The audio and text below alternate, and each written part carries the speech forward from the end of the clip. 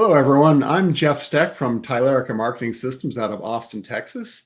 And today I'm joined by Ian Kentel from Outsource Marketing in the Toronto area, Paul Barthel from Changescape Web in the St. Louis area, and Apoorv Dwivedi from Fixer Marketing out of Kelowna, British Columbia. Ken Tucker from Changescape Web isn't able to join us live today, but he has recorded some clips for us. And our topic today is omni-channel marketing. We've mentioned omni-channel several times in the past, so we thought it would be good to dedicate this podcast to exploring it further. We plan on going to Ken for the first question, and he's recorded his clip. So the question for him is, let's start with omni-channel marketing and talk about what it is and how it's different from multi-channel marketing.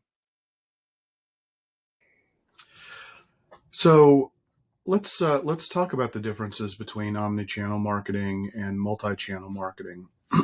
They're subtle, but important to understand.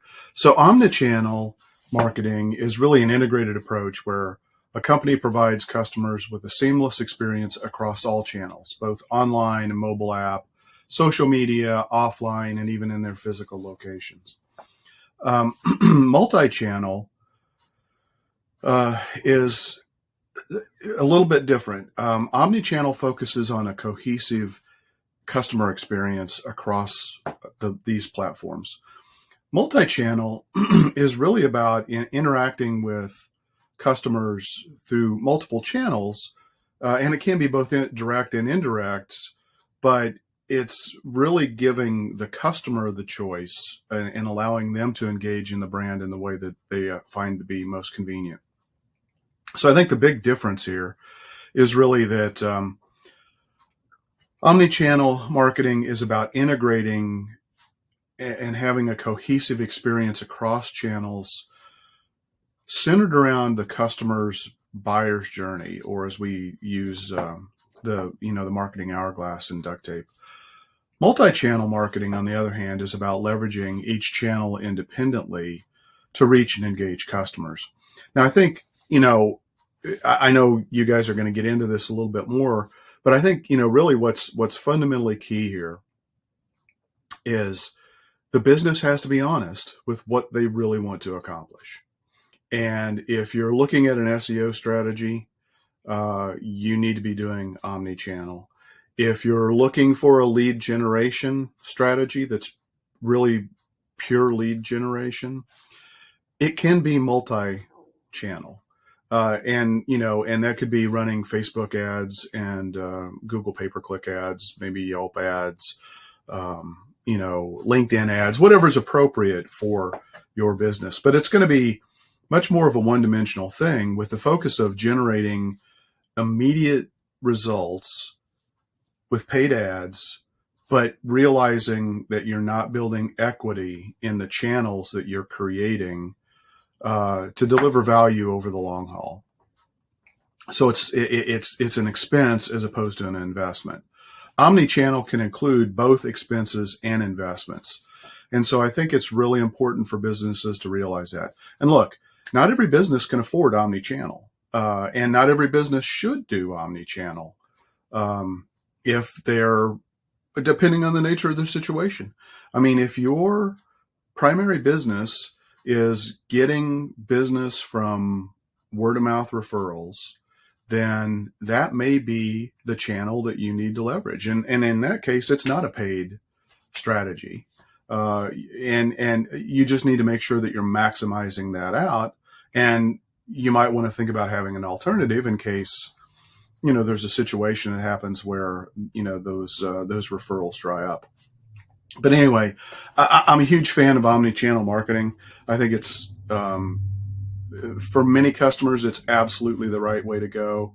But I think you need to work with a true marketing strategy person who has deep understanding across multiple marketing solution sets, because otherwise you may fall victim to tool vendors who are going to sell you a product that's really good for a channel or maybe even a couple of channels, but it's really not truly an omni-channel approach where you're focused on that true buyer's journey. You're really probably only focused on, bottom of the funnel, which In some cases, depending on your financial situation and, the amount of money that you have to invest, that may be the right way to go.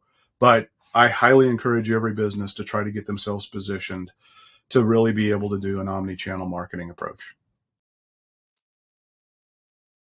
I think it was a good overall general definition. There's probably a lot of things we can get into and unpack from that. If you guys have anything you want to jump in on, feel free. Some of the questions I have that I think our audience might have is, is it different? Do I have just one omni-channel experience for all of my clients, or how does it relate to the clients I'm going after? And then I think Ken made a really good point about, the multi-channel, you can get drawn in by specific tool vendors, platform vendors, but they're not necessarily considering working together. So which direction do you guys want to go? Do you want to respond to anything Ken said or jump into those first? What say you?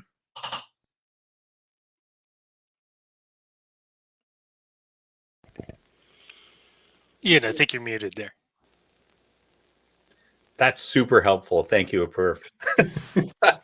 It's on a Zoom call without someone being muted, right? Yeah. Yeah, I would just add that, taking a step back, the word omni actually means all, right? And I think there's two sides that a business should consider when they're thinking about all channel marketing or omni-channel marketing. And that's the consumer side. So what channels, what consumers are the buyers using?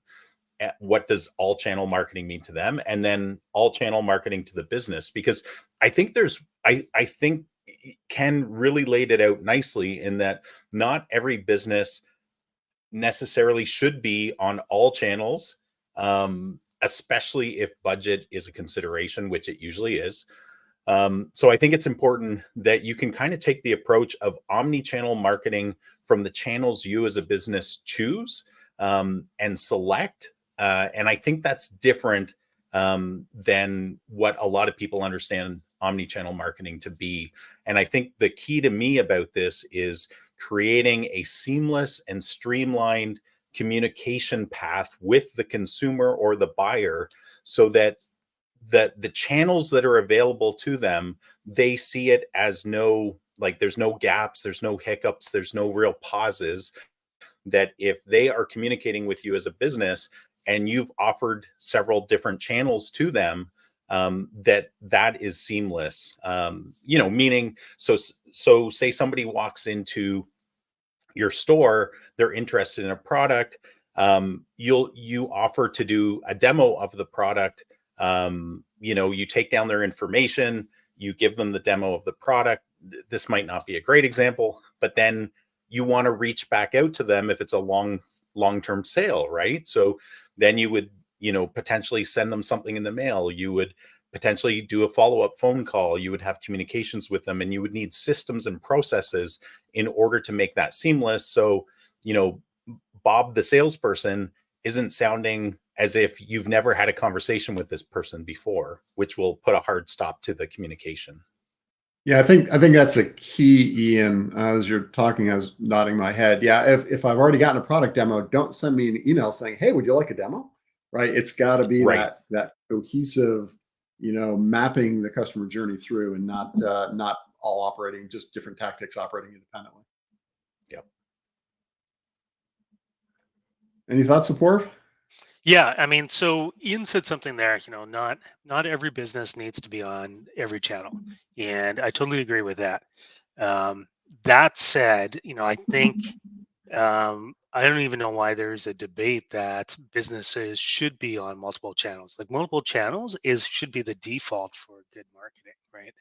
It's following the customer where they are and using whatever combination of channels you need to make sure that your message is reaching your audience and you're standing out, and you're doing that in a way that um, uh, basically shows that you kind of integrated with your knowledge of the consumer, or if it's a business buyer, whoever in the stage that they're at, right? So you don't look like you're confusing yourself or them along the way. But yeah, no, I think absolutely, it's not all businesses need all channels, but all businesses should be using as many channels as it takes to make sure that their message resonates and stands out.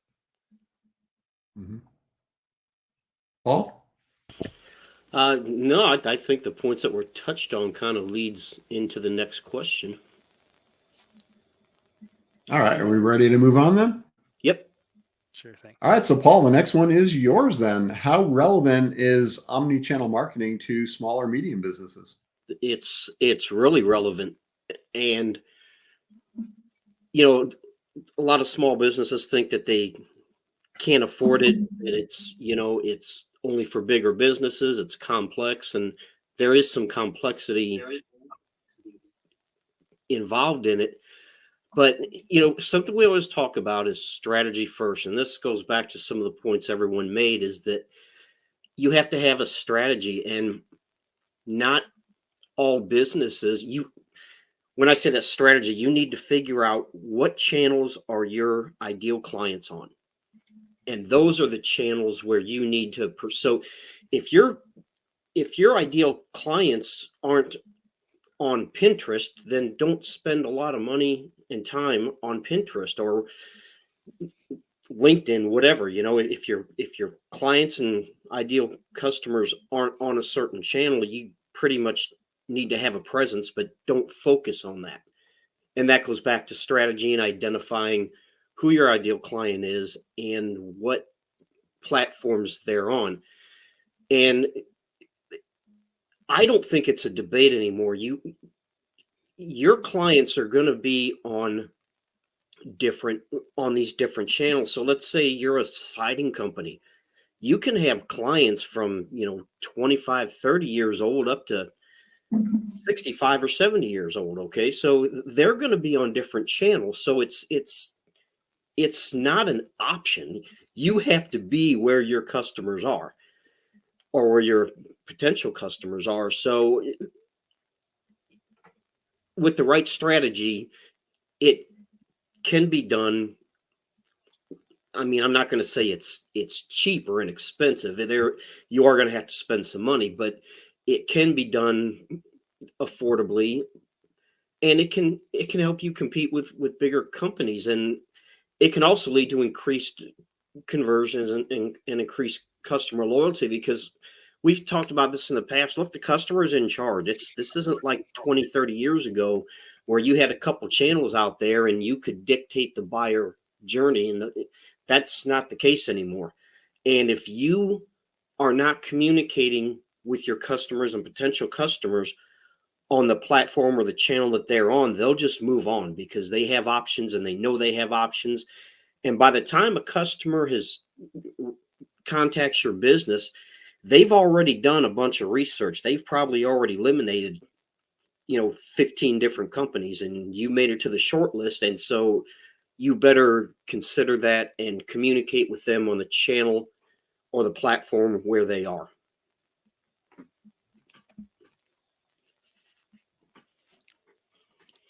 Porv, Ian, you want to jump in? Yeah, and one of the things I tell folks all the time is, to use another analogy, is you fish where the fish are, right?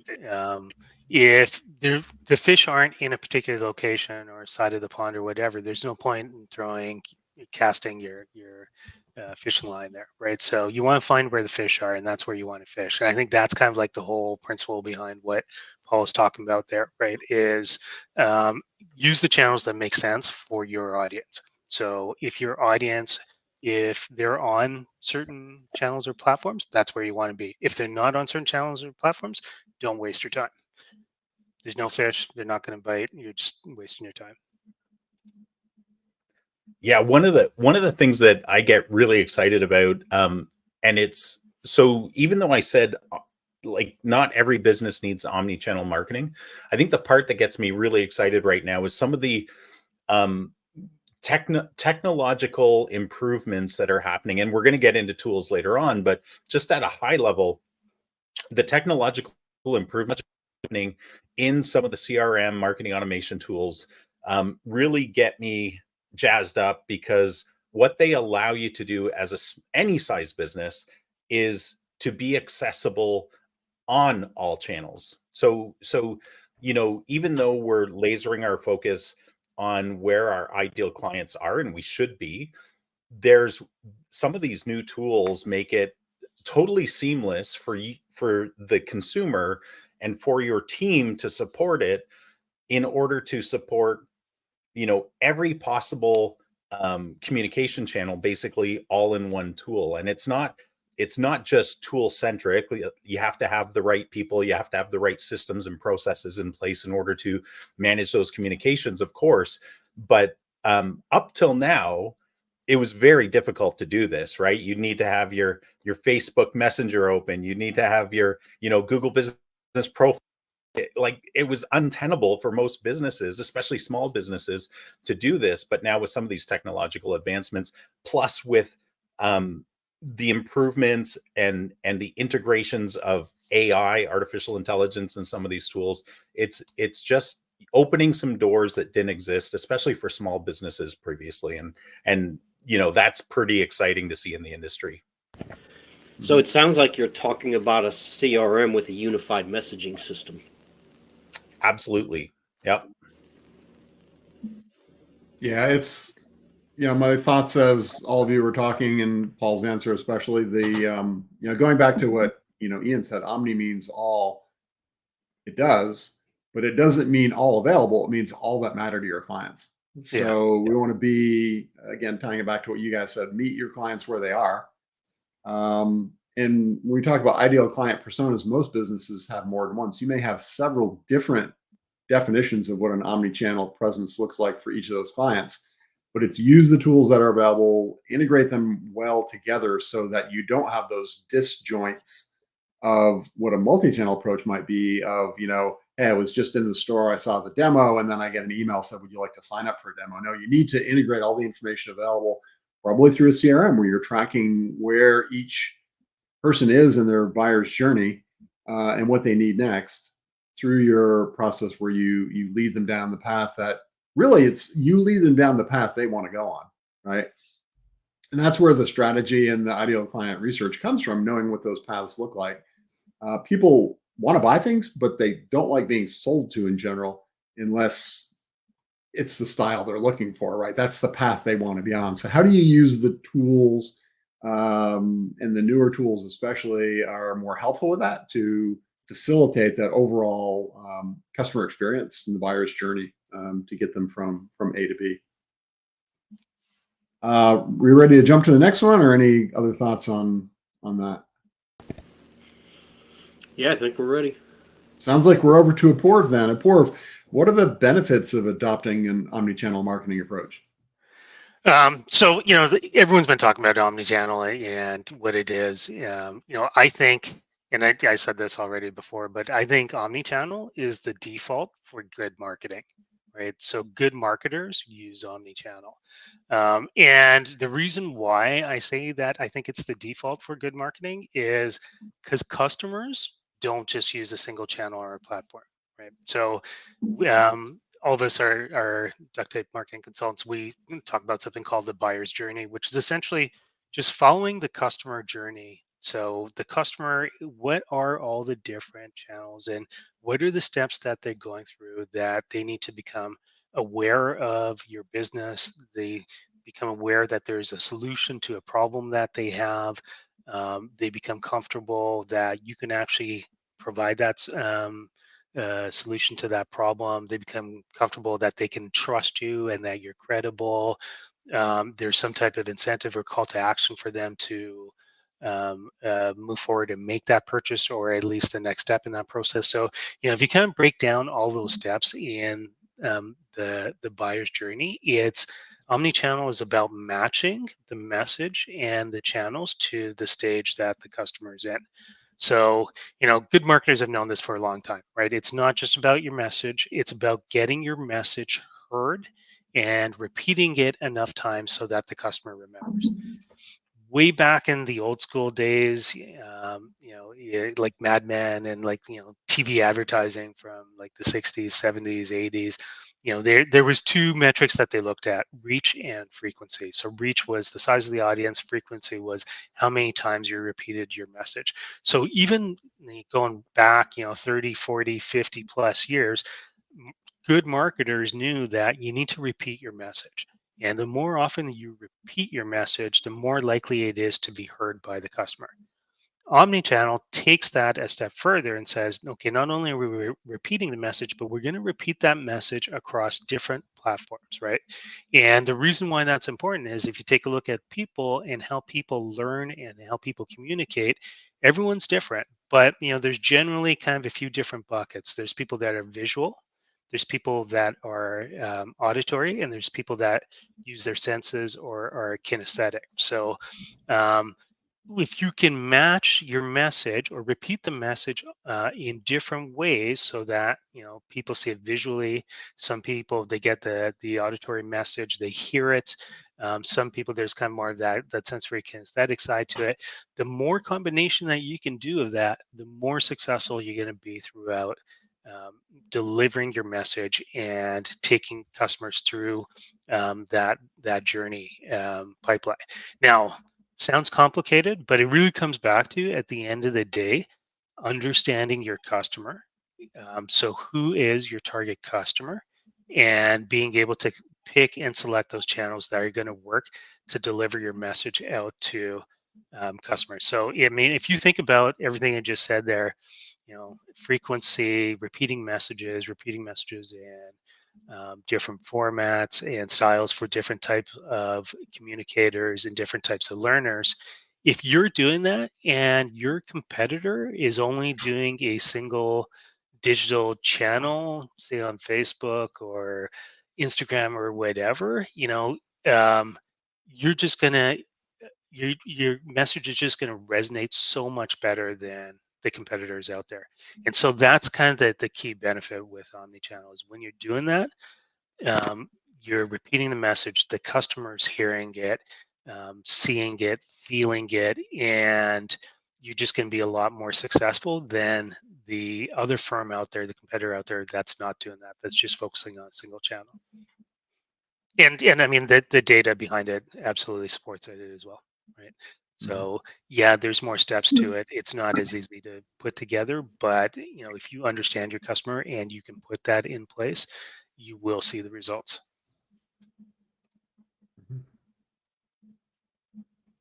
Ian, Paul? I think it's such a good it also kind of coincides with what I've been thinking a lot about lately, which is what Jay Baer talked about on our podcast a while back. And that's just really the speed to win, which was all about how responsive are we as businesses to our prospects and our customers. And I think it's so important to understand that the expectations of responsiveness have grown dramatically over the years, but especially since COVID. And that in order to be a responsive business, you really do have to take an omni-channel approach. And that if you take that, and if you're accessible and responsive, and you are there to lead and guide people in their buying decisions, you will win over your competitors who are stuck doing business in their old ways, I think. If I try and tie a few things together, the buyer's journey in the duct tape marketing world, we talk about the marketing hourglass, that going from no to like to trust to try to buy and then expanding back out with repeat and refer. You're going to be more effective doing that with stronger relationships, right? I remember back early in my sales days, we talked about the little R relationship, which is a very transactional relationship, and the big R relationship, which was a much deeper, more loyalty-based relationship. And I think that's what we all want to strive for in our businesses, right? We want the big R, the capital R, building strong relationships. And when you go omni-channel, you're doing more than just meeting people where they are. You're matching with their styles, with how they want to get information, with the different approaches, and you're carrying the consistency of messaging and history along with it. And that can be very powerful, and you're going to be much more successful than a business that doesn't. Paul, what thoughts do you want to add?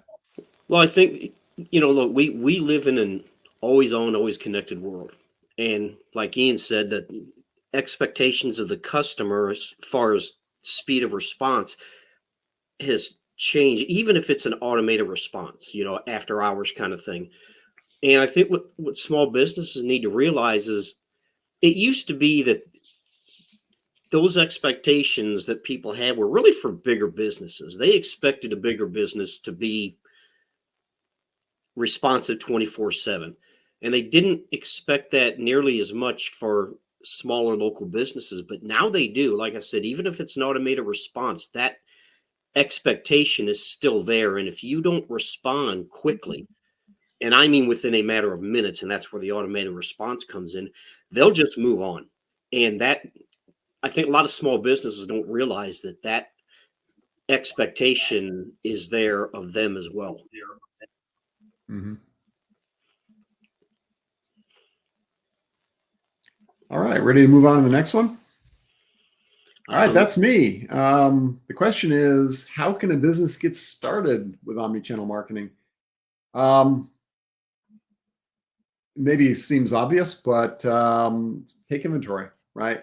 Understand your customers, take inventory of what you know about your ideal clients, what you know about your ideal client personas, where they are, how they want to get information, how they like to be communicated with, what they want to hear, what they need to hear. And then look at the channels that are available. What do you have available now? Things that you're currently using in your business, or maybe have set up and just need to be integrated with other things and maybe modified a little bit. But make sure you're mapping that out and using them appropriately. Some of the critical tools that you need, we've already mentioned CRMs that let you keep track of multiple conversations on multiple channels. You want to integrate to your Google Messenger, your Facebook Messenger, your email flows, any text flows. I think all of us, work with or maybe even offer a CRM that does that. So if anyone wants more information, certainly contact us. We can talk about that. You also need to figure out what's working and what's not. So that means analytics tools, right? You've got to integrate to your Google Analytics and your Google Search Console, your Facebook Insights, all of the different tools that are available to let you know that the things you're doing with customers are being well received or not well received. And of course, you can always ask, periodically surveying. Now, I personally find it a little annoying when every interaction I have with a company ends in, can you tell us how we did? I find that a little bit needy. Maybe it's just me, but at the appropriate time in the appropriate places, certainly asking and getting that feedback is important. Marketing automation platforms, social media platforms, ad management platforms, all of these tools will give you information about how your clients are working through your omnichannel path or paths that you set up for them. They're going to track your interactions. They're going to track the preferences and what they respond to. I think a common challenge can be integrating these things all together, and that's already been hit on a little bit. It seems like you almost need a PhD in computer science sometimes to integrate this API and that webhook and everything. But it's worth doing because it gives you access to the information, the insights you wouldn't otherwise get. So if that's not your forte, it's not what you want to do, find somebody who can do it for you. Just don't say, oh, I'm not going to do that because it doesn't matter. It's like saying, I'm not going to get online. I'm just going to keep advertising in the yellow pages because I don't like online. It's too hard to figure out. You can't survive that way anymore. So if you truly want to push into omnichannel and use that approach to strengthen those relationships with clients and make the paths more effective to get them where you want them to be, then you're going to have to either do it yourself or find somebody who can help you do it. But that doesn't mean that even though Omni means all, you have to start with all. You can build into it. Start by focusing on the things that matter, the things that are most important to ideal clients and the things they'll respond to, and then build out the rest. And you may even find some things that you thought you needed to build out, you really don't. But the key is, how do you eat an elephant one bite at a time? Start where you can, start with the things that matter, and then grow into it. But always, always, always take it back to your customers and their buyer's journey. Remember, it's their buyer's journey, not yours. As soon as you say, well, I'm going to tell them how they need to, no, I mean, get it from them, understand where they are, where they want to be, and how they want to get there. And then your path is to lead them there, not to say, well, you have to go a totally different direction. So it's a combination. But start with where they are, what they need, where you want to get, and then start building it out. But make sure you build consistent messaging and branding across the channels. That's one of the big differentiators between multi-channel and omni-channel. And Guys? oh, go ahead.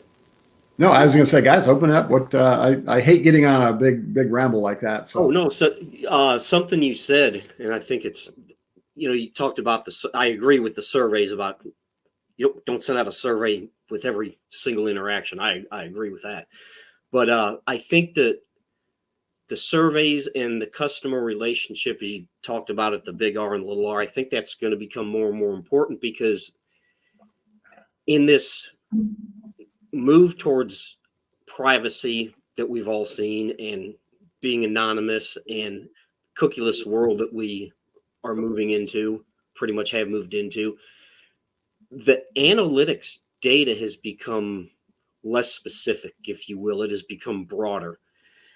And I think that's where these surveys and customer communication and customer relations are going to become more and more important if you really want specific data on how you're doing and where you can improve. mm-hmm. Yeah, and let's not fool ourselves. The surveys are there. Like, I've worked in multinational businesses and small businesses alike, and in both of those cases, the surveys are there to serve a purpose for the business, not the customer. The surveys are there because the business has lost there's a huge relationship gap now between the business and the consumer, and they're trying to really understand, like, what does our customer actually think about us? There was a day when businesses were small enough, and there still is a day today with small businesses, that we should know our customers really well. Of course, the bigger the business you get, the harder that becomes. And that's where surveys start to take a place, and a very important part and place in the business. But like, the business should never lose sight that the whole point of it is to build a relationship. And that's essentially what omnichannel marketing is about. It's about creating this seamless integration of communication channels to make the relationship stronger, not to diminish it. And yes, we will use the tools as best as we can to aid our people in serving our clients better and easier. But man, businesses often take a lot of shortcuts. And just your example of, hey, we set up this survey to go out every time we communicate with a customer. You see this in the big telecoms a lot as well. Like, how were we today? Well, you stunk, so don't ask. But tomorrow, how are we today? Well, you should tell them today that. You're okay. I tell them that.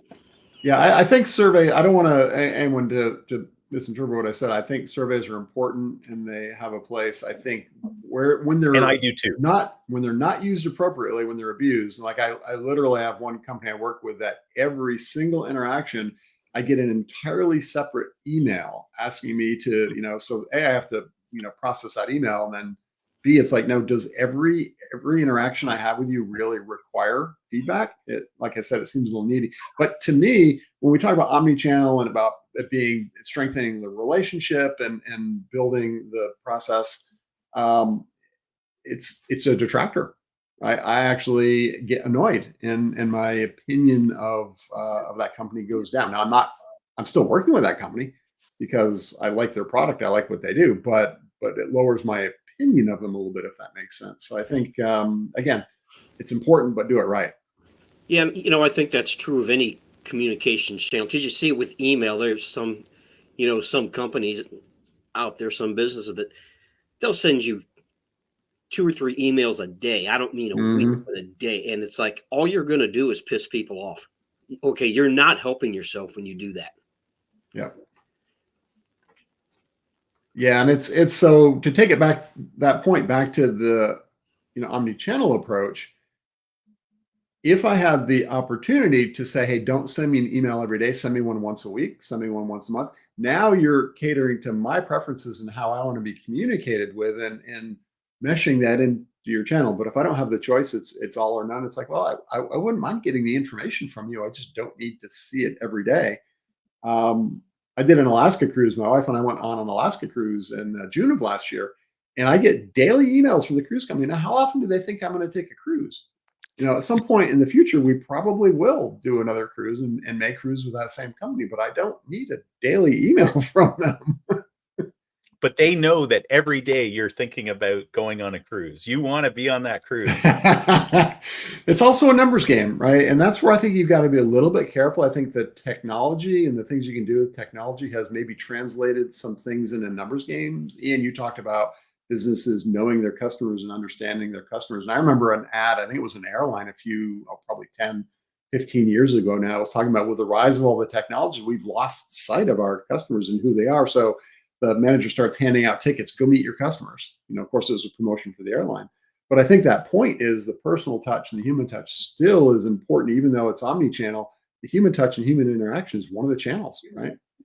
I think that's so important, right? Is not losing sight of that human touch, right? So it's easy to get buried in all these different channels and these complicated marketing strategies and campaigns and trying to execute that. But at the end of the day, for most businesses, and particularly most small businesses, that human touch is critical, and that's going to be one of the key differentiators.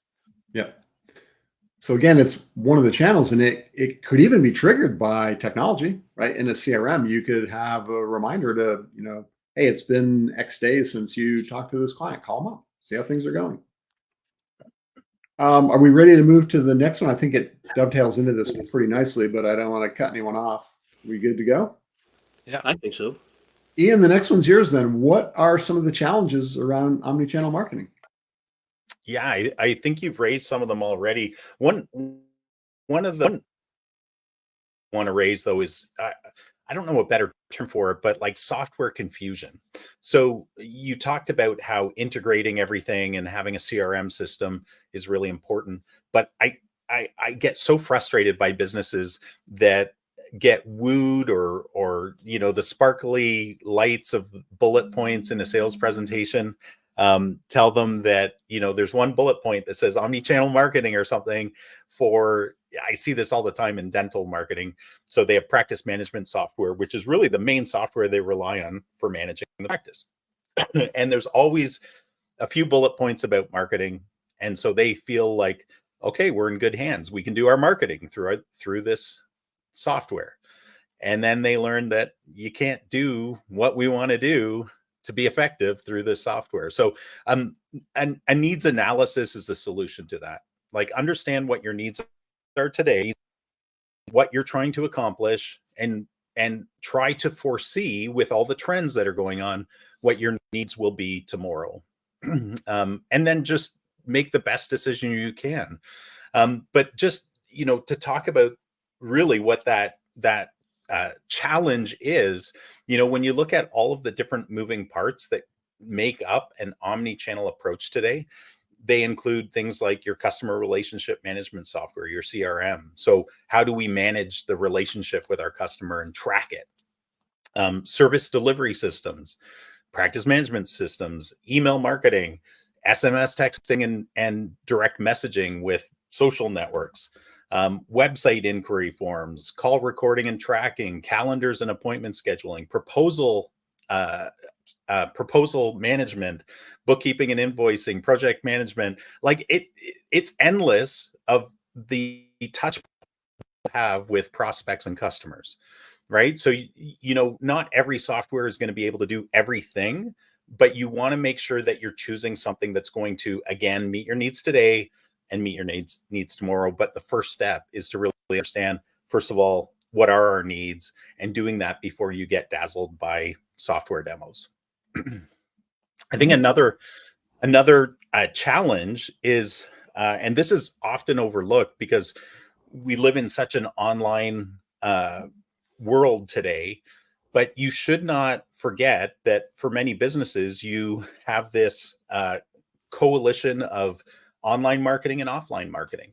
And sometimes your offline marketing is just as relevant, or needs to be just as relevant, as your online marketing.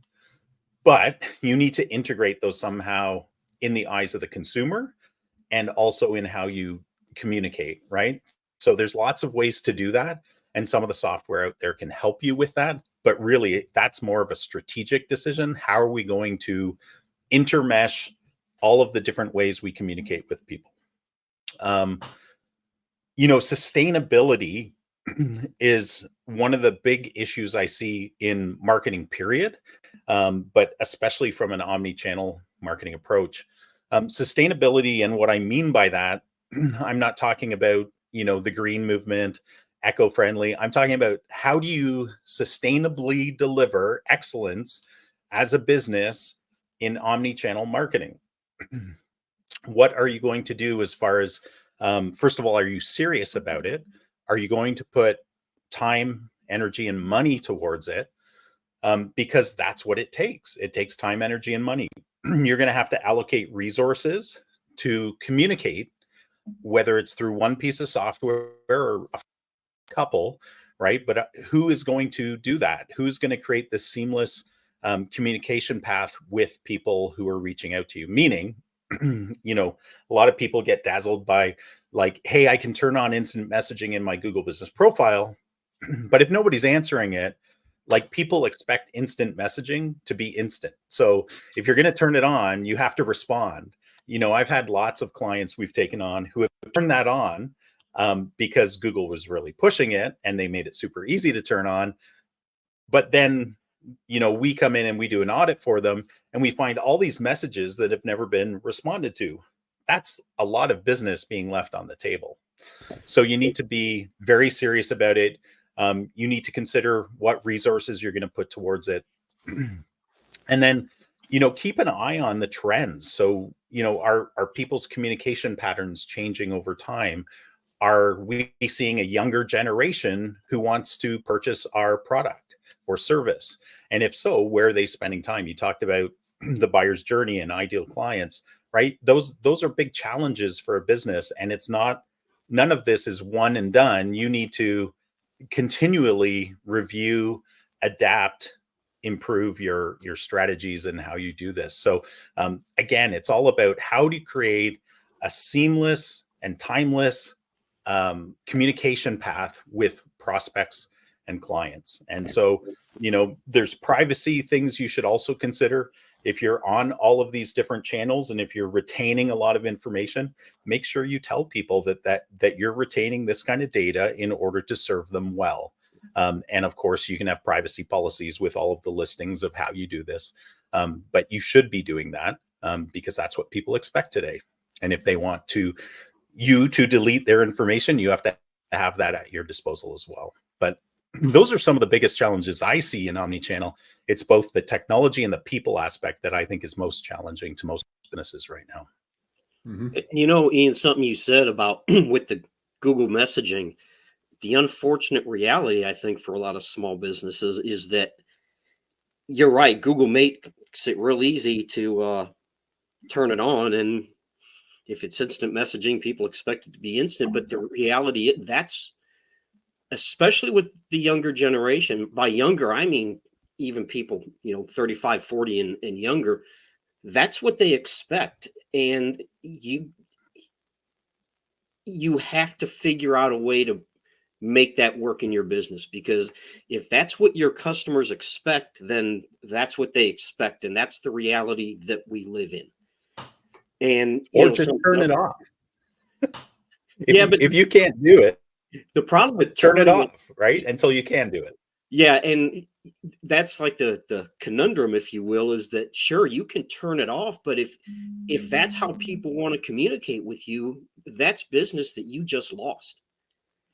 Because they'll just go to a competitor. But something else you said about the software and the operational side, that's sometimes it's just knowing what questions to ask. And that's when you said like a needs analysis, if you will, because they can throw these bullet points in there about omnichannel marketing or whatever, but if you don't know what questions to ask, you're probably going to make the wrong decision. And that's where, maybe just hiring a marketing agency for an audit or review and saying, okay, if this is what you want to do, this software isn't going to do it. Yeah, Jeff talked about APIs and webhooks, right? You don't need to know what those are, but you do need to know if your software. Let me explain that to you. Your marketing system might need those to speak to your practice management software or something like that, right? And if it's a closed system, you're in trouble. Yeah, exactly. That's a good And the point. cost, Is it shouldn't be underestimated too that, man, like it is so painful for a business to switch CRMs. So make a really good choice at the beginning if you can, or the best choice you can, right? yeah, and if you're talking about APIs, both endpoints have to have open APIs, or it's not Right. going to work. If one has an open API and the other one doesn't, you're out of luck. Yeah. Approve, Jeff? Yeah, I mean, I think that the real challenge, like you highlighted, is the technology that's going to help you integrate it and track it all together, right? So conceptually, like I don't think anyone has an argument with the concept around omnichannel, but when it comes down to that actual delivery, right, that's really kind of the critical part, right? So having the CRM, having the marketing automation tool, having webhooks, APIs, all the kind of fancy stuff that happens on the back end that integrates those with the different tools and software packages that you're using. Getting that right is really important in order to be able to pull this off. Because otherwise, it becomes complicated really quickly, really fast, right? So I think that's kind of the part where most small businesses should probably look to professional help to say, okay, help us at least to get this set up and integrated right to begin with, and then let's go from there, figure out what we need from that point. I think another challenge besides the tools and technology, which we've all hit on, Paul hit on a little bit about the buyer's journey again, and and Ian said people want instant messenger to be instant, and Paul hit on the platforms that they want to use. I think one of the challenges can be taking it back to the strategy, understanding the ideal client personas in the buyer's journey. You can't implement an omni-channel marketing strategy if you don't know what that looks like for the audience you're trying to serve, or the audiences. Again, a lot of businesses have several ideal client personas. And then keeping up with it changing. If you had a marketing strategy project done 5 years ago, it may be outdated. For instance, Gen Z is entering the workforce now. That means they have money to spend. Gen Z loves TikTok. So if 5 years ago they weren't even on the radar, and then TikTok isn't on your radar, or you don't think TikTok should be on your radar, maybe that needs to change. So I think also one of the challenges is keeping up with the overall strategy and the overall trends of the audiences you want to serve and what they want, because as they evolve, you need to evolve the omnichannel strategy as well. So that kind of leads us into our bonus round question. And I suspect a lot of our answers are going to be similar to this one, but where do you, real quick, where do you see omnichannel going in the future, Paul? Well, I think that's kind of an unknown when you think about it. Where is it going to go? And that's going to depend on, like you said, about TikTok. We don't even know if TikTok's going to be legal in the United States a year from now. I mean, seriously, I'm not making a joke. Yeah. Most government organizations have already disallowed it, like within their own ecosystem. Like if you use a computer or whatever device you're using at a government institution, they don't allow TikTok because of the security concerns. Mm-hmm. You don't know what platforms are going to come around, which ones are going to survive, and which ones are going to be relevant to your business. So I think it's really just a matter of staying tuned and that communication with your customers, and knowing what platforms they're on, and that's really going to dictate where you need to be with your whole omni-channel strategy. And I think Ken recorded an answer for us as well. I could play that right now. Yeah. Did we miss any other things that Ken recorded, by the way? No, he just did. Okay, good. All right, so here's what he had to say. Okay, so in regard to where omni-channel marketing is going to be going in the future, I mean, we're already seeing it expand and take shape even a little bit today. One of the things that I think is really important is to align the physical and the digital channels. So, for example, we sell a solution that has a business card that basically will allow you to tap somebody's phone, and it will pull up either your bio page with key information, kind of what a lot of people refer to as a link tree style page, which came out of Instagram, the Instagram world, where because Instagram gave you only one single link, people created a resource page that you send people to. And so having that physical business card, tap it on somebody's phone, pull up that link to go right to that essential page that's kind of the, a simple but easy to navigate gateway to the important things that you want to convey to somebody that you just met in person, or send an email to or had a phone conversation with, is a great thing. The other thing is these cards, they've got a QR code, but also you can just tap them on the phone. And in this case, those particular cards will take people to the Google Business Profile link so they can write a Google review for that business. No need to any longer send emails or texts to make that happen. So there's definitely integration between the physical and the digital. Billboards, even if they're digital billboards, you're still seeing them physically as you're driving by. A lot of people miss the boat when they do that. So many people miss the boat when they run an ad in anywhere from those value saver coupon things that go out, advertising in a magazine or on TV. They don't integrate it effectively with digital channels so that you can, well, first of all, know that they came from that offline or physical source. And second of all, how are you going to be able to nurture them appropriately based on that? The last thing I want to say is, I think it's every business that has the type of business where people go into that business, they're missing opportunities right and left by not using their physical space to move people onto the digital world. And digital is the way that you track people. If you have a boutique, make it fun. Obviously there are easy things like selfie stations and things like that, but having QR codes that take people to fun pages, having little scavenger hunts, where people can, interact with something physically that gives them rewards digitally, is really pretty cool.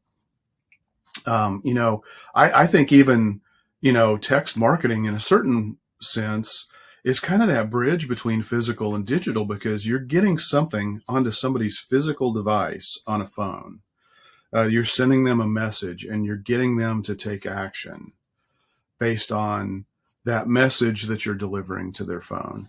So it's only going to expand. And, as I'm not even going to get into, the AI side of things. I'll let you guys talk about that. Anyway, thanks, guys.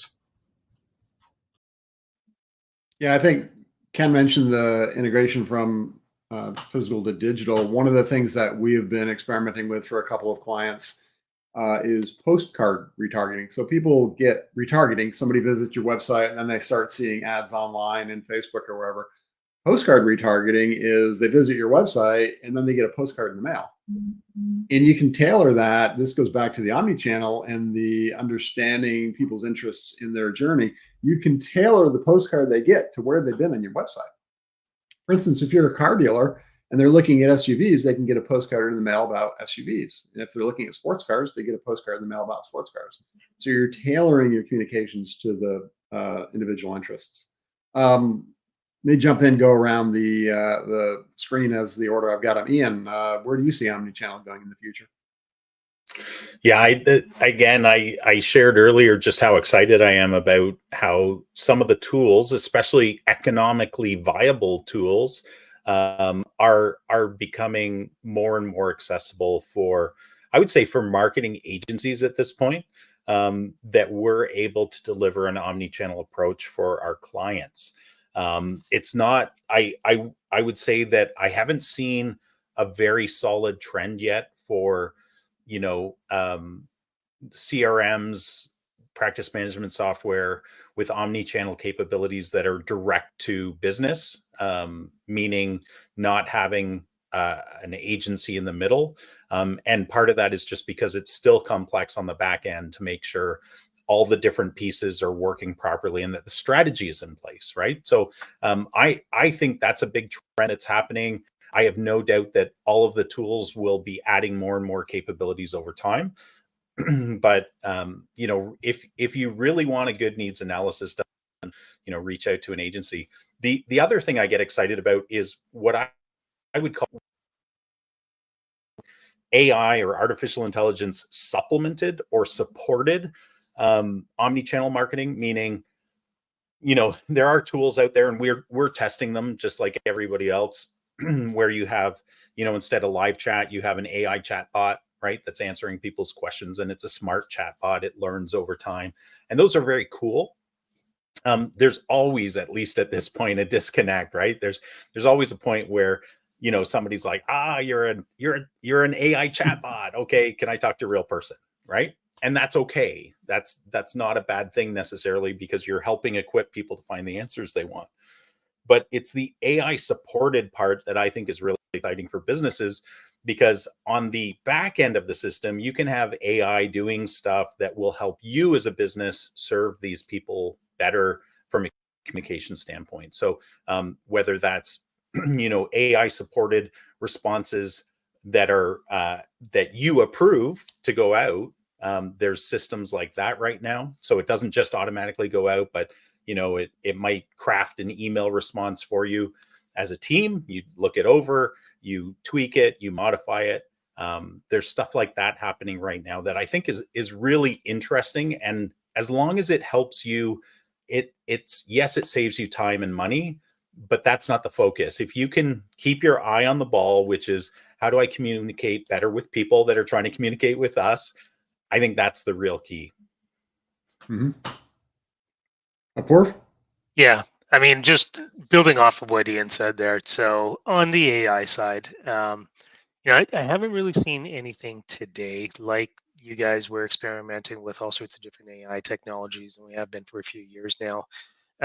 But you know, if you kind of think about how AI can be used, it's already being used in a whole bunch of different ways in marketing. But where we're going with omnichannel, like it's a really good fit because there's huge amounts of data with omnichannel, like some of the stuff that we just talked about before, you know, the analytics and how can you tap into that, and AI is perfect to be able to do that. Now I don't see anyone that's actually doing that well today, but I can see that coming really quickly in the very near future. So I think you're going to start to see shift towards people using AI to mine the data and to be able to put together those omni-channel strategies, see what's working, use the AI to supplement and to make that personalization across those channels, make it easier and faster to execute. Now, I mean, we're still not at the point where I would say like let the AI, you know, take everything from the AI and copy and paste it or deliver it directly to the customer. Like I strongly advise folks away from doing that, but using AI as a supplement to speed up that process. Now it starts actually putting a whole bunch of omni-channel stuff within the realm of a lot of businesses, and particularly small businesses that maybe didn't have the resources compared to, you know, large organizations that hired entire departments to do this type of thing. And then, you know, I think the other thing that Ian mentioned and everyone else has mentioned as well coming up to this, at the end of the day, it's about creating customer centric marketing, right? So it's about your marketing become more and more centered around the customer and being able to tap into those insights that you have about the customer. And so, you know, like I said, fish where the fish are. So if in the future that means that customers are going to voice search and, you know, using more of Siri and Alexa and tools like that, or they're using wearable devices, or they're using other things.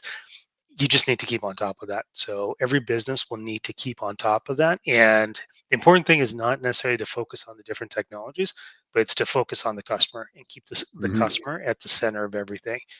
If you do that, then you will always be adapting to how the customer is adapting going forward. I think the only thing I would add on that is taking it back to, Paul mentioned we don't know a lot of things yet, what people are going to want to do, how they're going to want to get their information. We can see some coming. We can see virtual reality and augmented reality coming. So to tie in what Paul said about we don't know, and what I just said about we can see things coming, and what Apor just said, and what Ian said about the customer experience, is be mindful of how things are changing and how customers are getting their information, and then tap into that, leverage that in your omnichannel. Unless anyone else has anything to add, I think this is a good place to wrap up. We all good, guys? The only thing I'd add is something Apor said that about AI, and this goes back to content, not specifically what he was talking about, but copying and pasting. Google has built and is building AI detection, AI content detection into their algorithm. So this idea that you can just use AI to generate content and then just put that out there, no, you can't do that, because Google's going to be able to detect it. Yeah, that might be a topic for the whole AI and search generative experience might be another topic for a future podcast. So let's wrap up here. Want to say thanks to everyone who's been on the podcast, and Ken for sending us some recordings. I appreciate your insights. Thank you to the audience for joining us today. I hope you found this valuable. If so, please use the share link, share it with other businesses, let people know who could benefit from it. And also be sure to follow us or subscribe to our podcast on any of the major podcast platforms. That's it for this week. Until next week, keep calm and mark it on.